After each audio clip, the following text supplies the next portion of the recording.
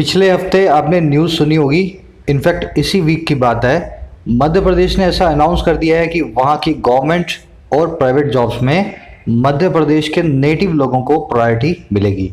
इसी पे बना आज सुबह का अपना ये सेकंड एडिटोरियल कि क्या हमें अपने सन्स ऑफ सॉइल को, हमारी मिट्टी के सपूतों को जॉब्स के लिए प्रायोरिटी देनी चाहिए या नहीं देनी चाहिए अपनी स्टेट में। अ लूजिंग प्रोपोजिशन इसका टाइटल है। चलिए शुरू करेंगे अपने उसी खास अंदाज में। मैंने ग्रामर, वोकैबुलरी सबको एक साथ इंटीग्रेट कर दिया है ताकि आप अपने एग्जाम की पूरी प्रिपरेशन इस आधे घंटे की वीडियो में कर सकें। तो कोशिश करेंगे आप पूरी वीडियो को एक सिटिंग में देखें, फोकस के साथ नोट्स बनाते हुए। चलिए शुरू करते हैं, आइए कुछ नया सीखते हैं।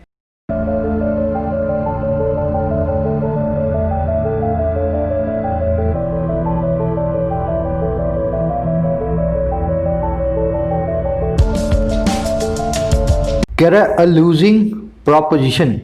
लूजिंग यहाँ पे प्रेजेंट पार्टिसिपल एडजेक्टिव है, इसका मतलब होता है हारने वाला, खुद ही हार जाए जो लूजिंग होता है। प्रोपोजिशन का मतलब होता है मसौदा, स्कीम, सजेशन, सुझाव। तो कह रहे जो आपने नया स्कीम निकाला है ना, जो आपका नया सुझाव है, रिकमेंडेशन है, मध्य प्रदेश सरकार की बात कर रहा है, कह रहा है वो खुद ही लूजिंग है, अपने आप में ही वो डूम्ड है, हारना उसका तय है। समझ गए ना इसके फ्रेज को। प्रोपोजिशन के सारे सिनोनिम नोट कर लेना, hypothesis, proposal, suggestion and scheme. अब देखो बात किसके ऊपर कर रहा है ये वाली, कह रहा है on sons of the soil and jobs. कह रहा है मैं बात कर रहा हूं मिट्टी के सपूतों पे। सॉइल मतलब मिट्टी, सन मतलब बेटे, तो मिट्टी के सपूतों पे और जॉब्स के बारे में। अब देखो इसके बारे में थोड़ा और डिटेल में पता लगेगा इसके टाइटल पैराग्राफ से। देखिए पढ़ते हैं। कह रहे nativism is not a solution to India's growing unemployment crisis. कह रहे जो नेटिविज्म का काम है ना, जो लोकल लोगों को, नेटिव लोगों को सबसे ज्यादा इंपॉर्टेंस देने का जो काम है, हर नौकरी में उनका पहला हिस्सा उनका रखने का जो काम है, कह रहे वो एक सोल्यूशन नहीं है, वो एक समाधान नहीं है इंडिया की बढ़ती हुई बेरोजगारी की आफत का, क्राइसिस का। तो बेरोजगारी अगर बढ़ रही है तो ऐसा नहीं है मध्य प्रदेश के लोगों को नौकरी मिलेगी तो बेरोजगारी कम हो जाएगी। इससे बेरोजगारी को कम नहीं किया जा सकता। सिंपल सेंटेंस है। अब सेंटेंस के अंदर की ग्रामर और वोकैबुलरी में आएंगे। नेटिविज्म हमारा सब्जेक्ट है, इज उसकी वर्ब है। ग्रीन और पिंक में सब्जेक्ट और वर्ब देख रहे हो ना, नेटिविज्म ग्रीन में, इज आपकी जो है वर्ब जो है पिंक में। पूरे एडिटोरियल की मार्क्ड है, हर रोज की तरह आपको पता है। ये एक्सरसाइज आप करते जाओ, धीरे धीरे आपकी अंडरस्टैंड बहुत लोगों की बेहतर हो भी रही है। आप कमेंट से पढ़ा करो, है ना, सर मैंने सब्जेक्ट वर्ब पकड़ना सीखा है, अब मैं इंग्लिश में कॉन्फिडेंट हूँ। आप भी हो सकते हैं मेरे सब्जेक्ट मेरी वर्ब से अपने सब्जेक्ट अपनी वर्ब को मिलाएं। अब इस सेंटेंस के अंदर की ग्रामर और वोकैबुलरी में आ जाता हूँ। पहले नेटिविज्म वर्ड को नोट कर लें। देखिए नेटिव का मतलब होता है लोकल, नेटिविज्म मतलब लोकल लोगों को इंपॉर्टेंस देना। ये नया वर्ड है, डिक्शनरीज में आपको नहीं मिलेगा। पिछले 10-20 साल में ये कॉन्सेप्ट आया है ना। जैसे डोनाल्ड ट्रंप है, उसने वीजे बंद कर दिए हैं। अमेरिका के अंदर चाइनीज और इंडियन जो है स्टूडेंट्स हैं और जो वर्कफोर्स है वो जाकर के अब काम नहीं कर सकती। तो ऐसे कामों को कहते हैं नेटिविज्म, लोकल लोगों को ज़्यादा प्रायोरिटी देना, उनके अधिकारों को ज़्यादा बनाए रखना। अच्छा, क्राइसिस का मतलब होता है तूफान, आफत, संकट, हिंदी में है ना। इंग्लिश में बोल दो कैटास्ट्रोफी बोल दो, ट्रबल बोल दो। क्राइसिस अपने आप में एक बहुत अच्छा वर्ड है, पेक्यूलियर वर्ड है, मैं बोलूंगा आपको, है ना, क्योंकि इसका जब आपको प्लूरल बनाना होता है ना तो वो सीधे तरीके से नहीं बनता। आप छोटा सा ब्रेक लें यहाँ पे। क्राइसिस सिंगुलर है, मैं इसका प्लूरल बनाऊंगा। पहले आप सोचिए अपने दिमाग में क्राइसिस का प्लूरल क्या होता है। अब ये बताना पहले तो ये वाले कौन कौन है, ये वाले कितने हैं। क्राइसिस ऐसे ही लगेगा ना, पीछे ईएस लग जाएगा, है ना। अब ध्यान देना, क्राइसिस का प्लूरल जो है वो ऐसे बनता है। क्राइसिस का क्राइसिस लिखा, लास्ट के आई को बदल दिया ई में। समझे मेरी बात को। क्राइसिस का प्लूरल भी क्राइसिस ही होता है, स्पेलिंग चेंज होती है, बोला उसको भी क्राइसिस जाता है, लास्ट में आई की जगह ई आ रहा होता है।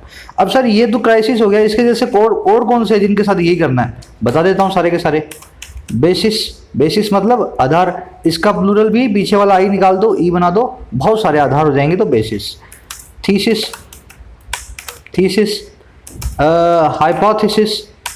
हाइपोथेसिस है ना। पैरेंथेसिस,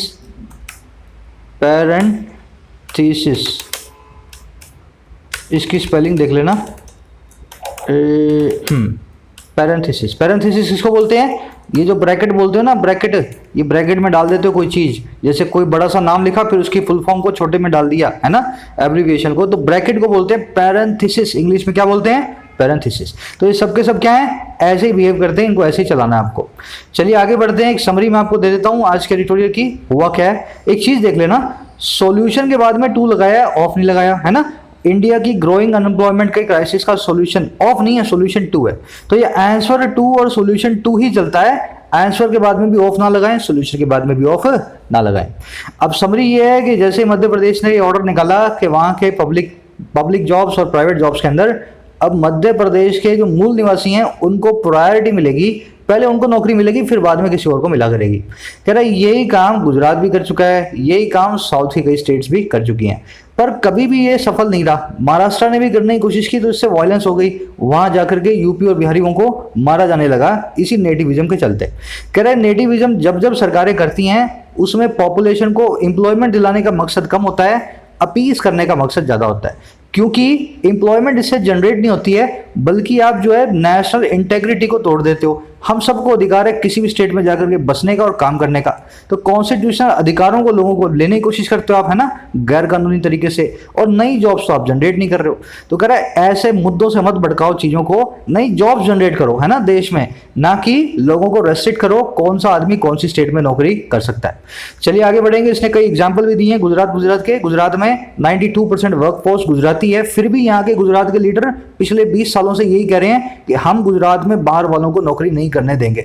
92% ऑलरेडी गुजराती ही हैं, अब और कौन से बाहर वाले आ गए, है ना। चलिए आज की टोन है एनालाइजिंग टोन है, पूरे इश्यू को एनालाइज करके बता रहा है कि आपने जो बताया वो ध्यान भटकाने के लिए था और सही प्रॉब्लम का सही सोल्यूशन ये है ना। एनालाइजिंग टोन हो गई इसकी आज की। कोशिश करेंगे समरी को लिख करके डालने की कमेंट सेक्शन में, धीरे धीरे आपकी समरी राइटिंग स्किल्स अच्छी होंगी, है ना। इस पर एक वीडियो भी की हमने 2-3 दिन पहले, कैसे समरी को अच्छे से लिखा जाए। एडिटोरियल पढ़ना मुश्किल होता है नए लड़कों के लिए, नई लड़कियों के लिए, मैं जानता हूँ इस बात को। अगर आप बिल्कुल नए हो ना तो एडिटोरियल पढ़ने की बजाय सबसे पहले ग्रामर सीरीज को फॉलो करें। मेरे चैनल पे रखिए ग्रामर सीरीज, जहाँ मेरे चैनल के होम पेज पे सारे के सारे आपको शुरुआत से लास्ट तक वीडियोस मिल जाएंगी इस प्लेलिस्ट के अंदर, complete English grammar for all competitive exams. इसको जाकर के फॉलो करें। इसमें सेट 22 वीडियोस आ चुकी है ना, आधे घंटे की। अगर आपने इसको एक वीक में पूरा कर लिया उसके बाद आप देखेंगे कैसे आपके एडिटोरियल की अंडरस्टैंडिंग अच्छी होती है। आप अच्छे से अच्छा आर्टिकल जो है पढ़ने के लिए एबल हो जाएंगे। 60-70% ग्रामर में करवा चुका हूँ। कह रहा है India has seen many versions of the sons of the soil argument over decades. कह रहा है इंडिया देख चुका है, इंडिया हैज सीन देख चुका है बहुत सारे वर्जन्स को। वर्जन तो आप जानते हैं ना, कह रहे बहुत सारे वर्जन्स को देखा है मिट्टी के सपूत के, son of the soil argument के पिछले कई दशकों के दौरान। तो पिछले कई दशकों के दौरान, डेकेड्स के दौरान, हमने मिट्टी के सपूत वाला ये आर्ग्यूमेंट है कई स्टेट से आता हुआ हमने देखा है, कई इसके वर्जन्स देखे हैं। अब ये वर्जन्स बताएगा सारे के सारे। कह रहे Madhya Pradesh chief minister Shivraj Singh Chauhan's announcement that only those domiciled there would be eligible for government jobs in the state is not unique in that sense। कह रहा एमपी के चीफ मिनिस्टर साहब जो हैं जिनका नाम है शिवराज सिंह चौहान, इनकी जो ऐलान है, अनाउंसमेंट है, वो ये कि महज वही, ओनली दोज, महज वही जो डोमिसाइल्ड है वहां पे, जो मूल निवास पत्र रखते हैं, जो मूल निवासी है वहां के, कह रहा वुड बी एलिजिबल, वो होंगे एलिजिबल, वो होंगे फिट, सूटेबल। और किन के लिए? सरकारी नौकरियों के लिए इस स्टेट में। कह रहा ये जो ऐलान है ना is not unique in that sense, ये ऐलान अपने आप में नया नहीं है, यूनिक नहीं है, अलग नहीं है, नवेला नहीं है। समझ गए ना सेंटेंस को। देखो देखने वाली चीज क्या है, अनाउंसमेंट की वर्ब है इज, दोस्त की वर्ब है would be eligible. Subject verb पकड़ा तो सेंटेंस आपके सामने पूरा ब्रेक हो जाएगा, है ना। यही काम आपको करना होता है। अब आते हैं सेंटेंस की ग्रामर और वोकैबुलरी में। सबसे पहली चीज, जब जब आपके पास डेजिग्नेशन आए तो उससे पहले द आना चाहिए। मध्य प्रदेश चीफ मिनिस्टर लिखा है तो the Madhya Pradesh chief minister होना चाहिए। पीएमओ, सीएमओ, मैनेजर हो, सुपरवाइजर हो, है ना, गवर्नर हो, ये सबके सब अपने आगे द लेते हैं। प्रेसिडेंट हो, पर इनकी एक खासियत भी है इस रूल की, जब इसके डेजिग्नेशन के आगे उस बंदे का नाम भी आ जाए ना तो द लगाने की जरूरत नहीं। लॉजिक ये है, द लगा के हम किसी खास आदमी को बताने की कोशिश कर रहे हैं। अगर आदमी का नाम ही लिख दिया है तो फिर कौन खास और कौन आम, समझ गए ना मेरी बात को। तो द लगाने की जरूरत नहीं है क्योंकि प्रॉपर नाउन हमने ऐड कर दिया है। अच्छा, एलिजिबल का मतलब होता है फिट हो, सुटेबल हो। वुड यहाँ पे वीक पॉसिबिलिटी को बता रहा है। आप जानते हैं ना वुड के सारे यूजेस, 3 यूजेस हैं, उनमें से एक यूज है फ्यूचर में वीक पॉसिबिलिटी को बताना। तो विल भी एलिजिबल नहीं, वुड भी एलिजिबल हो सकता है, वो एलिजिबल हो जब ये लॉ जो है अपने आप में जो है अमल में आ जाए। डोमिसाइल का मतलब होता है जिनके पास डोमिसाइल सर्टिफिकेट हो, मूल निवास पत्र हो, समझ गए ना। डोमिसाइल सर्टिफिकेट होता है तो आप वहां के नेटिव पर्सन कहलाते हैं। यूनिक एक ऐसा एब्सोल्यूट है, एडजेक्टिव है, जो कि सारे के सारे एब्सोल्यूट एडजेक्टिव्स हैं आपके सामने मैंने लिखे हैं, है ना, रेड में और ब्लैक में दोनों में। ये सब के सब ऐसे एब्सोल्यूट एडजेक्टिव्स हैं जिनका कोई कंपैरेटिव फॉर्म नहीं है और कोई सुपरलेटिव फॉर्म नहीं है। ग्रामर सीरीज में मैंने आपको करवाया हुआ है, एक बार एक झलक देख लें इसकी। देखो, the house you bought is most perfect house in the street. जो घर तुमने खरीदा स्ट्रीट का, गली का सबसे परफेक्ट हाउस है। यार या तो परफेक्ट है या कोई चीज परफेक्ट नहीं है। परफेक्ट वो हर चीज है जिसमें और सुधार की गुंजाइश नहीं है, समझ गए ना। तो मोस्ट या मोर परफेक्ट जैसी कोई चीज दुनिया में नहीं होती। या तो हर वो चीज है परफेक्ट या वो परफेक्ट नहीं है। तो मोस्ट परफेक्ट गलत है, यहां से परफेक्ट को मोस्ट को निकाल देंगे। This is the most circular table in the entire shop. ये पूरी शॉप की सबसे गोल टेबल है, समझ रहे हो ना। बाकी टेबल जो है वो थोड़ी सी कम गोल है, ये थोड़ी सी ज्यादा गोल है। अगर कोई चीज गोल है तो गोल है, नहीं तो वो गोल नहीं है। तो मोस्ट यहाँ भी गलत है। तो सारे एडजेक्टिव्स को नोट करें, इनके आगे ना कंपैरेटिव ना इनकी सुपरलेटिव, मोस्ट या मोर इनके आगे ना लगाया जाए। चलिए आगे बढ़े। देखो ग्रामर सीरीज में सब कुछ करवा चुका हूं मैं, बार बार रिवीजन करते रहोगे तो आपको ये दिमाग में बैठे रहेंगे सारे के सारे rules. At the same time it denotes a certain mainstreaming of nativism that more bodies and states appear to be adopting। कह रहा उसी वक्त, एट द सेम टाइम, उसी वक्त।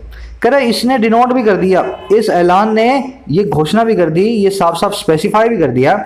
और क्या कर दिया, एक सर्टेन मेन स्ट्रीमिंग की, नेटिविज्म की। नेटिविज्म आपने देख लिया, लोकल लोगों को प्राथमिकता देना, मेन स्ट्रीम करना, किसी चीज को मुख्य धारा में लाना, किसी चीज को जनरल सा काम बना देना। कह रहा इसी वक्त इसने नेटिविज्म को मेन स्ट्रीम कर दिया, एक जनरल सी बात बना दी। और कह रहा वो नेटिविज्म है जिसको ज्यादा से ज्यादा पार्टियां और स्टेट्स जो हैं दिखाई देती हुई हैं, अडॉप्ट करती हुई। समझ गए मेरी बात को। तो इस काम ने दूसरी स्टेट्स के लोगों को भी, स्टेट्स को भी उकसाया है, वो भी इसको मेन स्ट्रीम मान के ऐसा ही काम कर रही हैं। मेन स्ट्रीम समझ लेना, जिस भी इंसान को, जिस भी चीज को आप मेन स्ट्रीम करेंगे वो चीज अब जनरल हो जाएगी, वो चीज अनोखी नहीं रहेगी।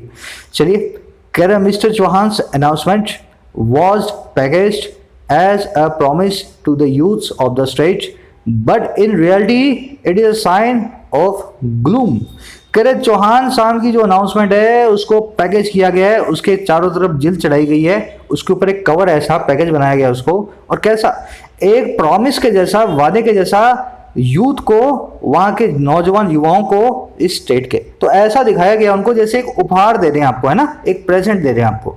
लेकिन इन रियलिटी, एक वास्तविकता में ये साइन है, एक निशान है ग्लूम का, उदासी का, डूमनेस का, मेलनकॉली का।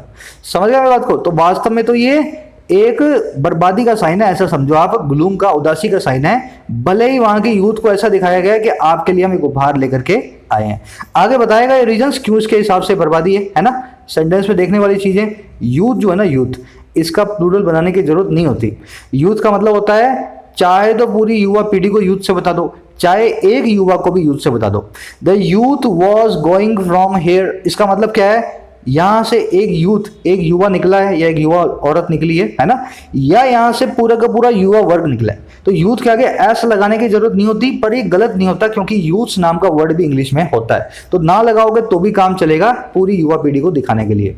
चलिए, कह रहे हैं regional parties have always focus. ये चीजें आपको पता होनी चाहिए ना, यूथ के आगे एस लगाना चाहिए या नहीं लगाना चाहिए। नहीं लगाओगे तो काम तुम्हारा चल जाएगा।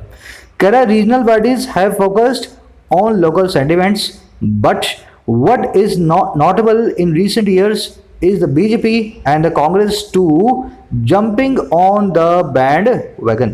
कह रहा रीजनल पार्टी जो है ना, क्षेत्रीय जो पार्टियां भी हैं, उन्होंने हमेशा से फोकस किया है लोकल सेंटिमेंट्स पे, अपने लोकल लोगों की भावनाओं पे, है ना।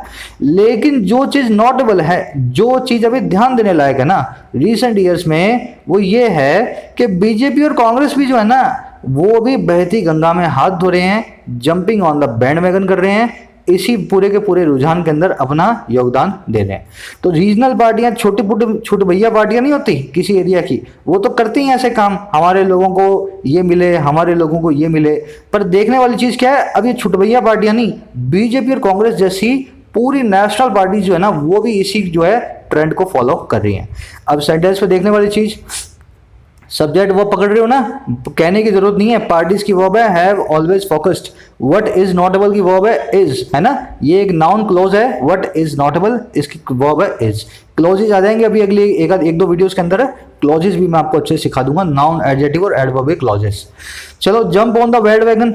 अब जिन लोगों ने खबरी पे मेरे साथ ईडीएम एंड फ्रेजेस की पूरी सीरीज फॉलो की है, लास्ट के पार्ट्स में मैंने अमेरिकन ईडीएम्स करवाई थी आपको, तो उनमें से एक है जंपिंग ऑन द बैंडवैगन। एक झलक मार लेते हैं उस पर, जिन लोगों ने सीखा है वो तो फटाफट रिवाइज भी कर लेंगे। देखो पार्ट 29 में सिखाया था, जंप ऑन द बैंडवैगन मतलब to join on a popular trend. For example, TikTok helped ordinary people to turn into celebrities and everyone seems to be jumping on the bandwagon। TikTok ने help किया ordinary लोगों को बनाने में, बदल देने में सेलिब्रिटीज में। टिकटॉक ने छोटे मोटे आम आदमी को भी सेलिब्रिटी बना दिया और हर आदमी दिखता है बहती गंगा में हाथ धोता हुआ। हर आदमी इसी रुझान को फॉलो कर रहा है, सेलिब्रिटी बनना चाह रहा है। ठीक है ना, एक और सेंटेंस मैंने इस पर डाल दिया है। तो इस तरीके से इस ईडीएम को यूज किया जाए।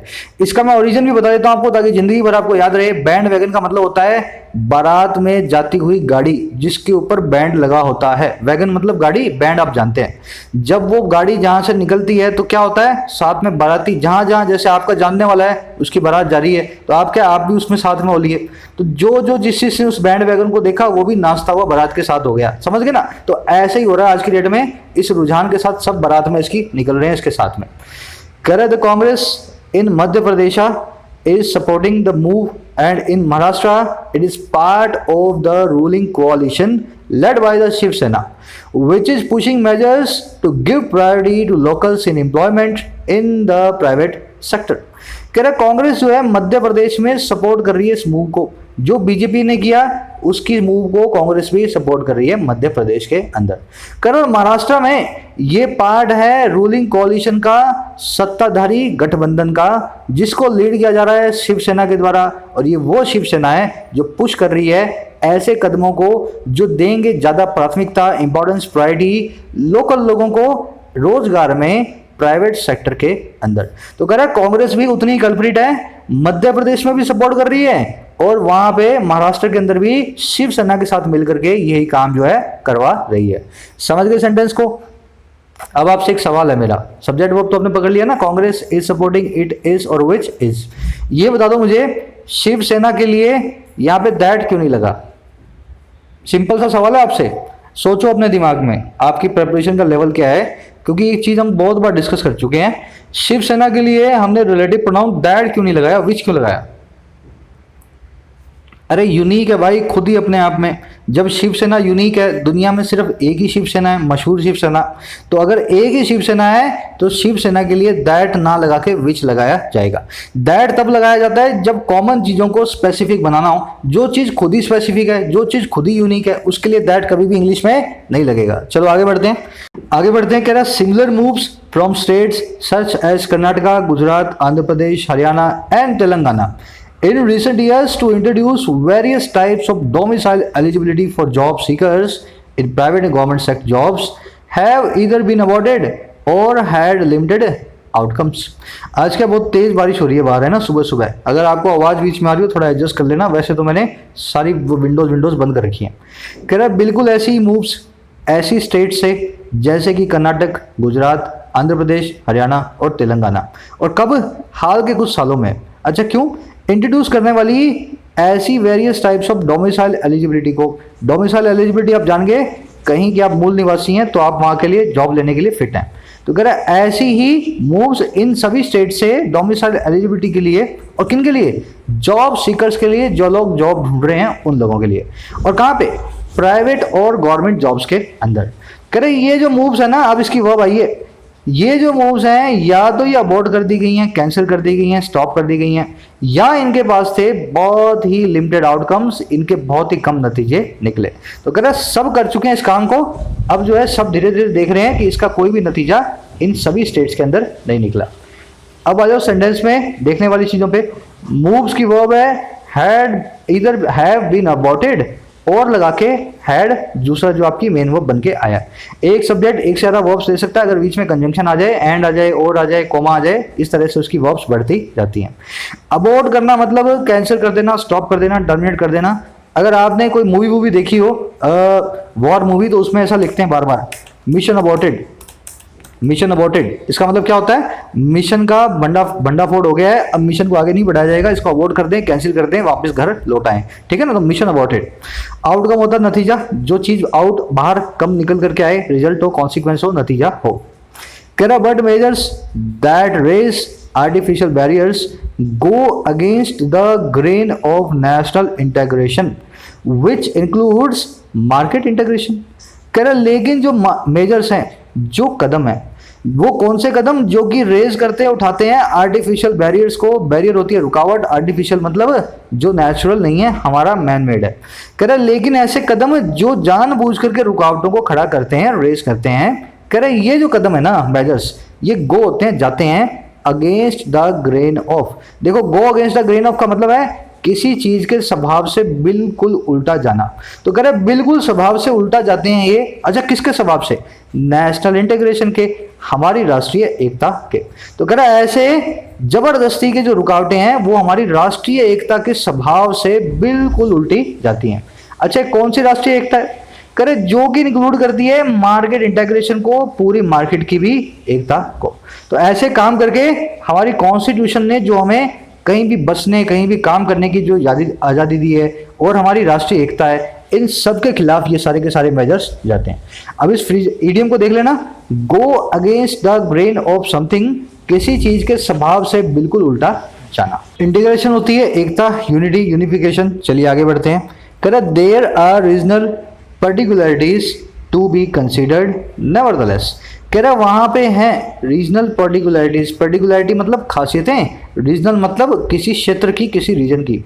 तो कह रहा रीजन की भी कुछ खास चीजें हैं कंसीडर किए जाने के लिए, इन सब चीजों के बावजूद। देखो नेवरदलेस पोस्टमार्टम सीरीज पे खबरी पे चल रहा है अपना, पोस्टमार्टम सीरीज पे मैंने 3 दिन पहले करवाया था आपको। नेवरदलेस का मतलब क्या होता है, डिस्पाइट, है ना, बावजूद इन सब बातों के। तो कह रहा बावजूद इन सब चीजों के हमें रीजनल पर्टिकुलरिटीज को भी कंसीडर करना है, सब जगह एक जैसी, एक बराबर नहीं है। अब देखो ये बताएगा कौन सी पर्टिकुलरिटीज है। कह रहे some states require a certain proficiencies in local language to be employed in government jobs which is for administrative reasons. कह रहे कुछ स्टेट्स रिक्वायर करती हैं एक खास प्रोफिशिएंसी को, एक खास आपकी स्किल्स को, कहाँ पे, लोकल लैंग्वेज में। क्यों, एम्प्लॉय होने के लिए सरकारी नौकरियों में। और ये क्यों है, कह रहे ये इसलिए है क्योंकि एडमिनिस्ट्रेटिव रीजंस हैं, प्रशासनिक कारण इसके पीछे हैं। फॉर एग्जांपल आप गुजरात में जाएंगे तो ऐसा नहीं आप गुजरात में जाकर के एग्जाम क्लियर करके गुजराती कोई नौकरी ले लें। इवन प्राइवेट सेक्टर भी आपको बहुत कम नौकरियां देगा, हाई प्रोफाइल नौकरी मिल जाएंगी अगर आप गुजराती नहीं जानते हो तो, या बोली लिखी पढ़ी सब गुजराती जाती है। तो कह रहा है ऐसे कुछ स्टेट्स जो है वो रिक्वायर करती हैं ऐसी खास प्रोफिशिएंसी लेवल को। प्रोफिशिएंसी होती है स्किल्स, एडरोइटनेस, आपकी दक्षता, कुशलता। कह रहा there are also restrictions on movement of people into tribal areas of India. कह रहा ऐसी कुछ रेस्ट्रिक्शंस भी हैं, कुछ रुकावटें भी हैं मूवमेंट ऑफ पीपल की, लोगों के अंदर घुसने की ट्राइबल एरियाज के अंदर, है ना। तो ऐसा भी है कई ट्राइबल एरियाज के अंदर आप जाकर के काम नहीं कर सकते क्योंकि संविधान हमारा ऐसा अनुसूचियों में ऐसा कहता है। कह रहा these are exceptions provided in the legal and constitutional scheme of India to manage its remarkable diversity. कह रहे ये सब की सब एक्सेप्शंस हैं, ये सब की सब जो है अपने आप के अंदर खास चीजें हैं, एक्सेप्शंस हैं जिनको प्रोवाइड किया गया है कानूनी और संवैधानिक ढांचे में, स्कीम में इंडिया की, ताकि मैनेज किया जाए इसकी नोटिसेबल, इसकी रिमार्केबल डाइवर्सिटी को, विविधता को। मतलब हमारा देश बहुत अलग अलग टाइप का है ना, हमें लैंग्वेजेस को भी सिक्योर रखना है, हमें ट्राइबल एरियाज को भी सिक्योर रखना है। तो ऐसी एक्सेप्शंस कॉन्स्टिट्यूशन ने हमें दे दी है कि इस एरिया के अंदर सिर्फ गुजराती नौकरी कर पाएंगे या इस एरिया के अंदर सिर्फ ट्राइबल ही नौकरी कर पाएंगे, ताकि हमारी विविधता, वैरायटी जो है, डाइवर्सिटी बनी रहे। समझ होंगे आई थिंक। मैं चाहता हूँ क्रिस्टल क्लियर हो आपके दिमाग में, सिर्फ ट्रांसलेशन नहीं करना है आपको। कह रहा है inciting local passions in order to divert public attention from the real challenge of generating employment for the country's swelling youth population falls in a different realm. कह रहे लेकिन इंसाइट करने का जो काम है ना, भड़काने का जो काम है, लोकल पेशेंट्स को, लोकल लोगों की भावनाओं को, अच्छा क्यों करने के लिए इस काम को, इन ऑर्डर टू, इस मकसद से, ताकि डाइवर्ट किया जाए पब्लिक की अटेंशन को, पब्लिक के ध्यान को, और कहाँ से, रियल चैलेंज से, वास्तविक जो चुनौतियां हैं उससे। और किस चीज़ का चैलेंज है, जनरेट करने का है एम्प्लॉयमेंट को हमारी कंट्री के लिए, हमारे देश के लिए, और एक कंट्री की बढ़ती हुई यूथ पॉपुलेशन के लिए। कह रहे ये जो इंसाइट करने का काम जो है ना, इस तरह से लोगों को भड़काने का जो काम है, ये फॉल करता है डिफरेंट रैल्म में, एक अलग ही दुनिया में। रैल्म का मतलब क्या होता है, एरिया, डोमेन, डायमेंशन, स्फीयर, है ना। इस तरह से अलग ही रैल्म का, अलग ही डायमेंशन का काम है ये, लोगों को भड़काना, ताकि लोग जो है खुश हो जाएं आपकी बातें सुन के, पब्लिक को नौकरियां सिर्फ वहां की लोकल पॉपुलेशन को दे करके। अब आ जाओ सेंटेंस में देखने वाले वर्ड्स पे, और एक ग्रामर कॉन्सेप्ट अपना आज का। इंसाइट करना मतलब किसी को भड़काना, इंस्टिगेट करना, प्रोवोक करना, है ना, किसी को जो है उंगली लगाना। स्वेलिंग का मतलब है बढ़ती हुई, स्वेल करती हुई। जब भी आपके स्वेलिंग आती है बॉडी में, तो आपकी बॉडी वहां से बड़ी हो जाती है, सूज जाती है। तो यहाँ पे सूजती हुई यूथ का मतलब है बड़ी होती हुई यूथ, है ना। अब मेरा आपसे एक सवाल है, आपके दिमाग में सवाल आया भी होगा, सर इन ऑर्डर टू के बारे में बाद में तो वर्ब की आईएनजी फॉर्म आती है ना, इन ऑर्डर टू, इसके बाद में तो नाउन, प्रोनाउन या जेरेंड आता है, तो यहाँ पे डाइवर्ट कैसे लगा हुआ है, पहले आप खुद सोचें, फिर मैं आपको बताता हूं क्यों ऐसा हुआ।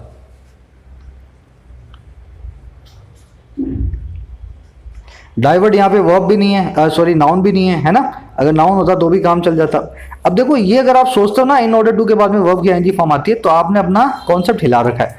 ये मुझसे बहुत लोग सवाल करते हैं कमेंट सेक्शन में, सर आज इन ऑर्डर टू के आगे डाइवर्ट लगा हुआ था, मतलब वर्ब की फर्स्ट फॉर्म लगी हुई थी, आज सर गलती कर दी और आपने पकड़ा नहीं इसको। मेरे भाई ये जो है ना सारी की सारी, कई बार मैं तुम्हें दिखा चुका हूँ, ये है सारी की सारी, इसमें कहीं इन ऑर्डर टू नहीं आता है ना। आप जो है ना when it comes to, looking forward to, और इन एडिशन टू, देखना in addition to, in addition to, इन सबको इन फॉरवर्ड, इन जो है ना ऑर्डर टू से जो है आप कर देते हैं कंफ्यूज। तो ये सबका स्क्रीनशॉट ले लें आप, यही 20-22 हैं जिनके बाद में वर्ब की आईएनजी फॉर्म आती है, अगर वर्ब रखी हो तो, है ना। नाउन रखा हो तो नाउन आएगा, वर्ब रखी हो तो वर्ब की आईएनजी फॉर्म में, जीरंड में इसको हम कन्वर्ट कर देंगे। तो सबके सब ये स्क्रीनशॉट लें इनका। In order two is not a part of this list, ठीक है ना। चलो आज का आपका छोटा सा क्विज है। मैंने ये जो कॉन्सेप्ट आपको कई बार करवाया हुआ है, यही वाला, कब आपको वर्ब की आईएनजी फॉर्म किस तरह की फ्रेज के बाद में लगानी होती है। आज आपको चेक करना है क्या वर्ब की आईएनजी फॉर्म जरूरी है या नहीं। कहीं कहीं आपको देखने में लगेगा नाउन मैंने ऑलरेडी रखा हुआ है, तो वहां पे नाउन की वर्ब की आईएनजी फॉर्म नहीं बना देनी है। चेक करें तीनों क्वेश्चंस को और बताएं मुझे कौन सा सही है कौन सा गलत है, अपने आंसर्स को कमेंट्स में डालें, ठीक है ना। स्क्रीनशॉट ले लें इसका। चलिए आगे बढ़ते हैं। कह रहा migrant populations fulfil a market demand created by gaps in skills and preferences. कह रहा माइग्रेंट पॉपुलेशन जो होती है ना, बाहर से आने वाली जो जनसंख्याएं होती है, वो फुलफिल करती है मार्केट की डिमांड को, जो कि क्रिएट की होती है उन गैप्स के द्वारा जो स्किल्स और प्रेफरेंसेस में होता है।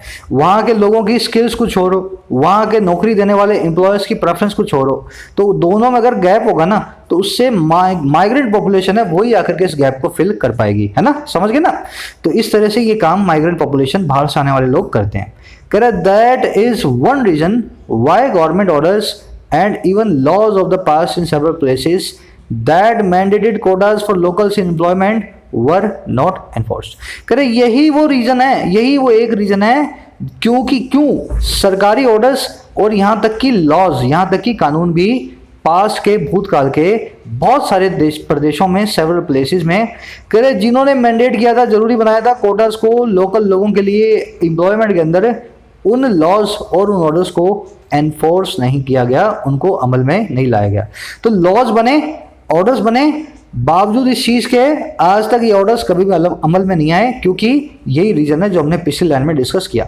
अब मैं इससे आपको एग्जांपल देता हूं। मान लो महाराष्ट्र के अंदर, या कोई भी स्टेट ले लो ना, अपने नाम नहीं लेते हैं, किसी स्टेट के अंदर उनको ऐसा काम करवाना है जिसके लिए उन्होंने सैलरी रखी है 250 रुपया पर डे, 250 रुपया पर डे, पर वो स्टेट्स बहुत ही ज्यादा प्रॉस्पेरस है, 250 रुपया पर डे पे कोई काम करने आ नहीं रहा। अब क्या होगा, वो काम करने के लिए उस आदमी को कोई आदमी जो है मिलेगा ही नहीं, उस एम्प्लॉयर को। तो उस स्टेट के अंदर कोई आदमी उसको मिलेगा नहीं, तो वो क्या करेगा, 250 से 300 करेगा, 400 करेगा, जब तक कोई आदमी काम करने ना आए। और उसके पास एक दूसरा ऑप्शन भी है, बाहर से कोई आने वाला जो 250 रुपए में काम करने को तैयार है तो वो स्टेट में काम करेगा। समझ गए ना? तो इस तरीके से वहां पे स्किल्स में और प्रेफरेंस में थोड़ा सा गैप होता है, ये स्किल्स में भी हो सकता है ना। तो गैप को सिर्फ बाहर से आने वाले लोग ही फुलफिल कर सकते हैं। कह रहे the spectre of locals losing out to migrants is hugely exaggerated and often designed to beguile the people। कह रहा है जो भूत है ना, ये जो स्पेक्टर है, ये जो घोस्ट है, ये जो आत्मा है, ये जो डराने वाली चीज है कि लोकल लूज आउट कर जाएंगे माइग्रेंट से, लोकल आदमी हार जाएंगे बाहर से आने वालों से।